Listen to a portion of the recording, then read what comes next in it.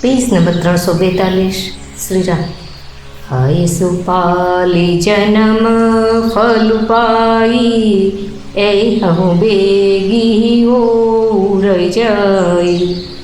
बिदा मातुसन आवऊ मागी, चली हूँ बनही बहुरी पग लागी।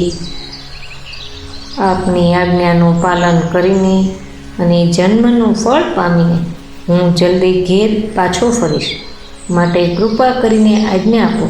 માતા પાસે વિદાય માગીને આવું છું, પછી આપને પગે પડીને વનમાં જઈશ।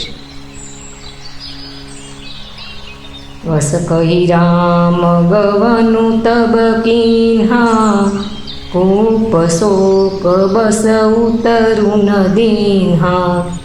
नगर व्यापी गई बात सुती छी, छुअत चढ़ी जनु सब तन बीछी। आम कहीने पछी श्री रामचंद्रजी त्यांथी चाली निकळ्या। राजाए शोकवश कोई उत्तर न आप्यो। आ घणी ज तीखी वात नगरभरमा एटली झड़पथी प्रसरी गई, जाणे डंख मारता वेत ज वीछीनुं जेल आखाय शरीर में एकदम व्याप्त थई गयुं होय। सुनी भये बिकल सकल नर नारी, बेली बीटप जीमी देखी दवारी। जो जह सुनई धुनई सिरु सोई, बड़ विषादु नहीं धीरज होई।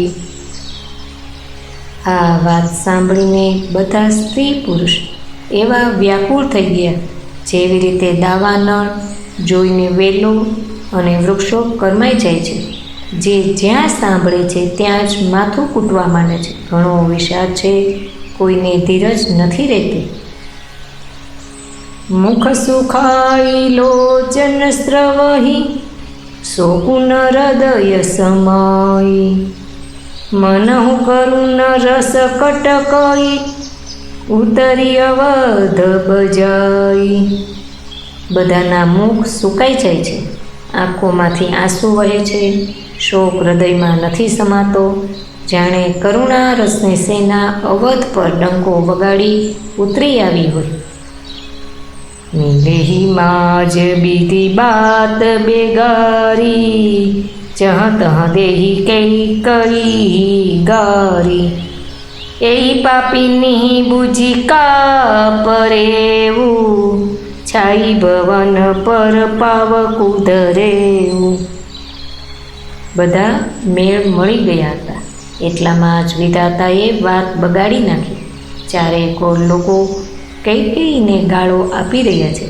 આ પાપીણીને શું સૂઝી ગયું કે એણે બન્યા બનાવ્યા ઘર ઉપર જ અગ્નિ ચાપી દીધો।